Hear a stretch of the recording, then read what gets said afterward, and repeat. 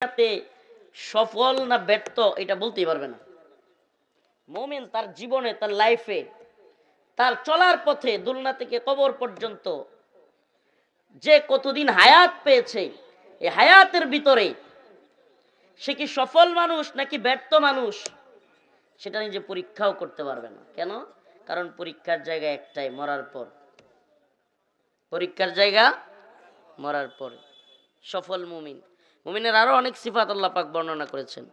ইয়া আইয়ুহাল্লাযীনা আমানু মান ইয়ারতাদ্দা মিনকুম আন দীনিহি ফাসাউফা ইয়াতিল্লাহু বিকওমিন ইউহিব্বুহুম ওয়া ইউহিব্বুনাহু আযিল্লাতিন আলাল মুমিনিন আ'ইজ্জাতিন আলাল কাফিরিন يجاهدون في سبيل الله ولا يخافون لومة لائم سبحان الله।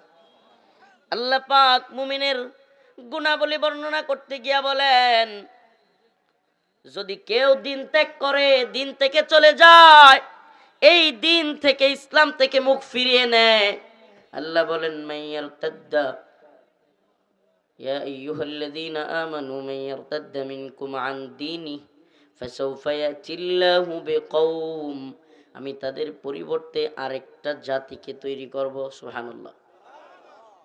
ইউহিব্বুহুম ওয়া ইউহিব্বুনাহু, যাদেরকে আমি আল্লাহ ভালোবাসবো আর তারাও আমাকে ভালোবাসবে। সুবহানাল্লাহ।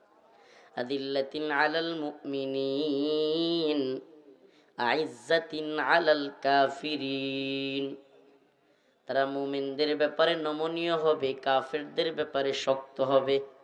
সুবহানাল্লাহ। কয়েকটা গুণ বললেন আল্লাহ। একটা গুণ কি? আল্লাহ তাদেরকে ভালোবাসবেন।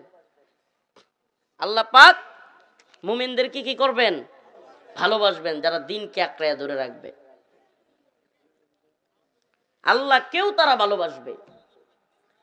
আযিল্লাতিন আলাল মুমিনিন, আল্লাহ বলেন মুমিনদের ব্যাপারে তাদের গুণাবলী হবে, মুমিনদের ব্যাপারে তাদের কাজ হবে নমনীয়।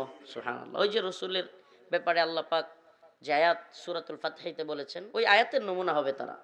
মুহাম্মাদুর রাসূলুল্লাহ ওয়াল্লাযীনা মা'আহু আশিদ্দাউ আলাল কুফফার রুহামাউ বাইনাহুম। আশিদ্দাউ আলাল কুফফার, কাফেরদের ব্যাপারে তারা কি? কঠোর। রুহামা